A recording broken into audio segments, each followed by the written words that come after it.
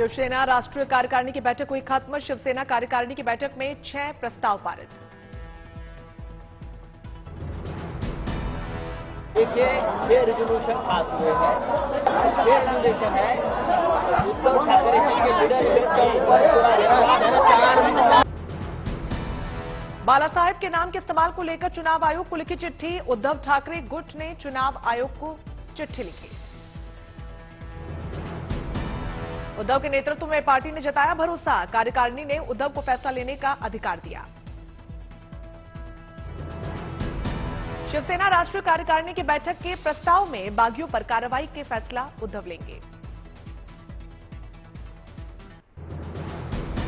संजय राउत ने बागी विधायकों को चेताया, अगर बाला साहेब के नाम का इस्तेमाल किया तो होगी कानूनी कार्रवाई। शिवसेना नेता संजय राउत ने बागी विधायकों को चुनौती दी, बोले हिम्मत है तो अपने बाप के नाम पर मांगिए। बागी विधायकों पर कार्रवाई को लेकर बोले संजय राउत, आज शाम तक हो जाएगी कार्रवाई। शिवसेना के 16 बागी विधायकों को डिप्टी स्पीकर ने भेजा नोटिस। 27 जून शाम को 5:30 बजे तक मांगा जवाब। कल युवा सेना की राष्ट्रीय कार्यकारिणी की बैठक। कल शाम 5:30 बजे शिवसेना भवन में होगी ये बैठक। मुंबई में गरजे शिवसेना सांसद संजय राउत, कहा हमारी पार्टी को कोई तोड़ नहीं सकता। पार्टी इतनी आसानी से कोई हाईजैक नहीं कर सकता, सोच भी नहीं सकता। ये पार्टी हमारे खून से बनी हुई पार्टी है। संजय राउत ने कहा, गुवाहाटी गए विधायकों में से 10 से मेरी बात हुई, सरकार पर कोई खतरा नहीं। शिंदे गुट के विधायक दीपर केसकर का बड़ा दावा, कहा हमारे पास 2/3 बहुमत, किसी विधायक ने नहीं छोड़ी है पार्टी, हम ही हैं असली शिवसेना। निर्दलीय सांसद नवनीत राणा संजय राउत पर भड़की, कहा सत्ता जाते हुए देख संजय राउत और उद्धव ठाकरे की बौखलाहट साफ नजर आ रही है। 2.5 सालों में उद्धव सरकार ने खूब गुंडागर्दी की है। शिवसेना के बागी गुट ने नेता एकनाथ शिंदे ने 38 विधायकों का समर्थन पत्र भी जारी किया।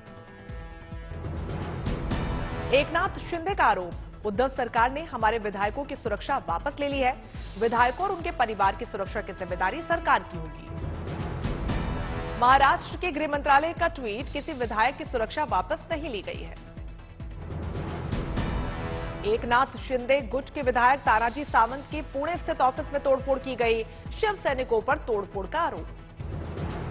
पूर्व सीएम देवेंद्र फडणवीस से मिले केंद्रीय मंत्री अठावले, महाराष्ट्र की ताजा सियासत को लेकर हुई बातचीत।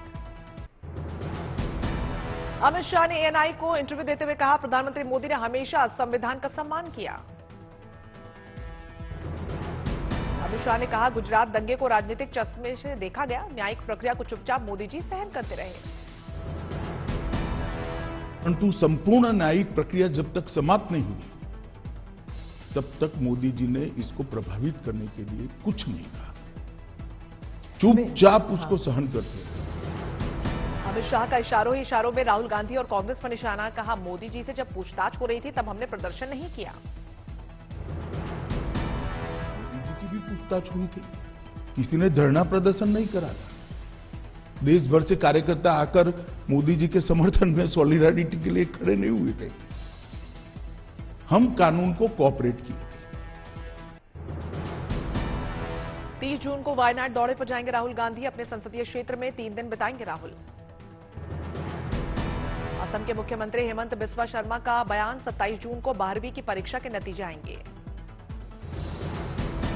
यूपी में पुलिस प्रशासन में बड़ा फेरबदल, 21 आईपीएस अफसरों के ट्रांसफर। विदेश मंत्री एस जयशंकर ने मॉरिशस के प्रधानमंत्री प्रविंद जुगनाथ से की मुलाकात।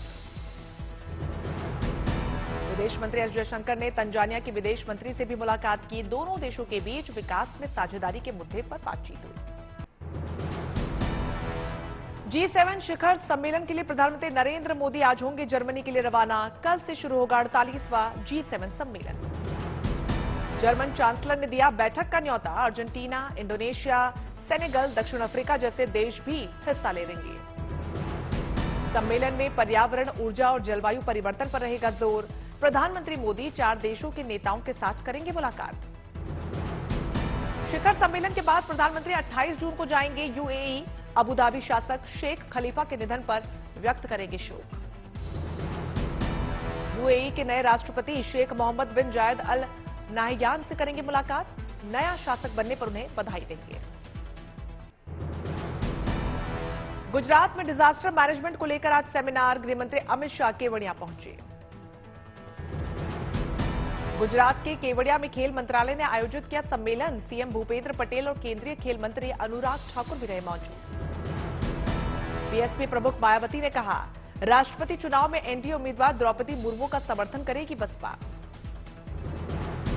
यूपी पुलिस अब करेगी डिजिटल पेट्रोलिंग की शुरुआत। सोशल मीडिया पर वायरल हर मैसेज पर रहेगी नजर। अफवाहों के जरिए माहौल बिगाड़ने की कोशिश करने वालों पर भी लगेगी लगाम।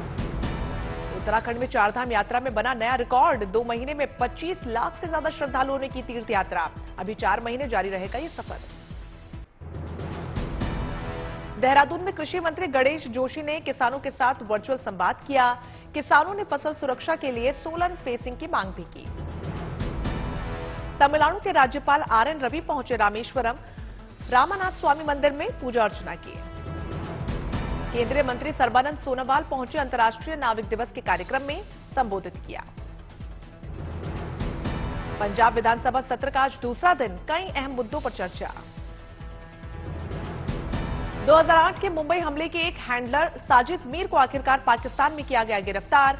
एफएटीएफ की ग्रे लिस्ट से बाहर आने की हो सकती है चाल। पहले गुनाह छिपाने के लिए बताया गया था मृत।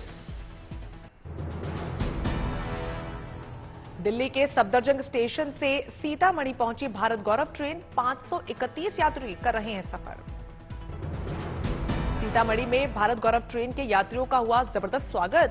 18 दिनों तक तीर्थ स्थलों की यात्रा कराएगी ये ट्रेन। झांसी रेलवे स्टेशन पर आरपीएफ के जवान ने बचाई महिला की जान। ट्रेन पर चढ़ने के दौरान पैर फिसल जाने से नीचे गिर गई थी महिला। आरपीएफ के जवान ने दौड़कर महिला को ट्रैक के नीचे आने से बचाया। सभी ने की जमकर तारीफ। बागेश्वर के चंद्रशेखर ऑर्गेनिक खेती में बने मिसाल। खेती से कमा रहे लाखों रुपए। कृषि मंत्री सुबोध उनियाल कर चुके हैं सम्मानित। देश में 24 घंटे में कोरोना के 15,000 से नए मामले ज्यादा आए हैं। कल की तुलना में 8.1% की कमी। 5 राज्यों में सबसे ज्यादा कोरोना केसेस। महाराष्ट्र में 4,205, केरल में 3,981, दिल्ली में 1,447, तमिलनाडु में 1,359 और कर्नाटक में 816 कोरोना के नए मामले।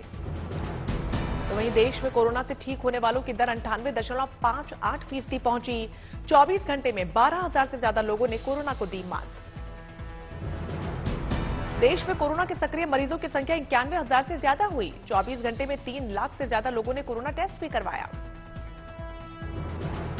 देश में 24 घंटे में 15,73,000 टीकाकरण। अब तक देश में 196 करोड़ से ज्यादा टीकाकरण। पिछले 24 घंटे के भीतर गौतम बुद्ध नगर में 134 लोग कोविड पॉजिटिव। 747 पहुंची सक्रिय मरीजों की तादाद। तो वहीं बीते 24 घंटे में 118 लोगों ने गौतम बुद्ध नगर में कोरोना को दी मात। अब तक 491 लोग गंवा चुके हैं अपनी जान। असम में पिछले 24 घंटे के अंदर मिले 43 नए कोरोना के केसेस। 5 लोग हुए स्वस्थ। महाराष्ट्र में बढ़ रहे हैं कोरोना के मामले। पिछले 24 घंटे में आए 4,000 से ज्यादा नए केस। यूपी महाराजगंज उपचुनाव से प्रचार कर लौटे विधायक ऋषि त्रिपाठी हुए कोरोना पॉजिटिव। मां और पत्नी भी संक्रमित। टाटा ग्रुप ने शुरू किया जेवर एयरपोर्ट का निर्माण कार्य। 2024 से विमान सेवा शुरू होने की संभावना। कानपुर पुलिस ने महिला सब इंस्पेक्टर को किया गिरफ्तार। सेक्स रैकेट संचालक से करती थी वसूली। प्रसिद्ध लखनवी आम नवाब का हुआ नया नामकरण। अब बाजार में काकोरी के नाम से बिकेगा। अमरनाथ यात्रा की तैयारी जोरों पर। यात्रियों के लिए बन रहे यात्री निवास में काम जोर शोर से शुरू हुआ प्रसिद्ध अंबुबाची मेला। 7 से 10 लाख लोगों के पहुंचने की संभावना।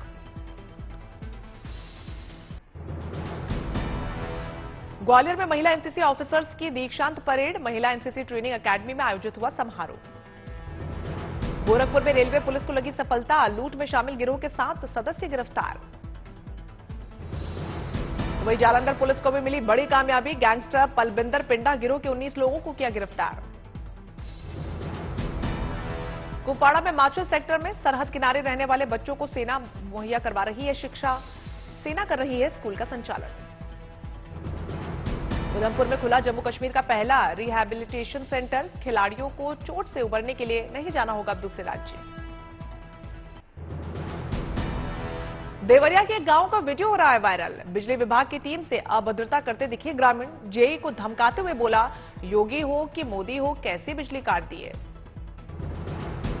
जम्मू कश्मीर के राजौरी में बारिश के बाद किसानों ने फिर से फसल की रोपाई शुरू की। तेज बारिश की वजह से बीच में रोकनी पड़ी थी रोपाई। दिल्ली पुलिस कमिश्नर राकेश अस्थाना ने किया पुनर्निर्मित कॉम्प्लेक्स का उद्घाटन। उत्तर पश्चिम जिले की पुलिस लाइन में किया उद्घाटन। शिमला की यात्रियों की बढ़ती तादाद की वजह से बढ़ा प्रदूषण। प्लास्टिक के कचरों से पड़े कई इलाके। प्रशासन व्यवस्थाओं को दुरुस्त करने में लगा। वीरभूम में पुलिस को मिली बड़ी कामयाबी। नकली सिक्कों और अवैध हथियार के साथ एक बदमाश को किया गिरफ्तार। बंगाल के हुगली में नदी में तल पर तैरते दिखे 2 पत्थरों का वजन करीब 6 किलो। अद्भुत नजारा देखने के लिए लोगों की उमड़ी भीड़। नारकोटिक्स ब्यूरो ने आयोजित किया एंटी ड्रग्स डे। लोगों को नशे के खिलाफ किया जागरूक। गाजियाबाद में परचून की दुकान में लगी भीषण आग। करीब 7 लोग झुलसे। पीड़ितों को पहुंचाया गया अस्पताल। तमिलनाडु के मुख्यमंत्री एमके स्टालिन ने छात्रों के लिए लॉन्च की स्कीम। कॉलेज जाने वाले छात्रों के लिए होगी ये स्कीम। लखनऊ में सीएम योगी आदित्यनाथ ने विज्ञान भारती की राष्ट्रीय सभा का किया उद्घाटन। सभा को किया संबोधित। मध्य प्रदेश में पंचायत चुनाव के पहले चरण के लिए आज डाले जा रहे हैं वोट। 3 चरणों में होना है मतदान।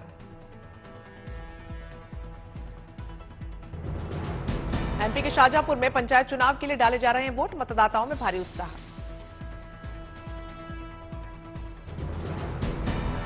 मध्य प्रदेश के पन्ना में 90 साल के बुजुर्ग नत्थू साहू ने किया मतदान। पंचायत चुनाव को लेकर लोगों में उत्साह। मध्य प्रदेश के बड़वानी में भी पंचायत चुनाव के लिए वोटिंग जारी। पोलिंग सेंटर पर लगी लंबी कतार।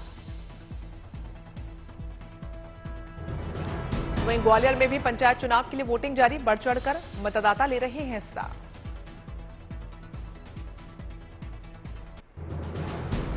रूस और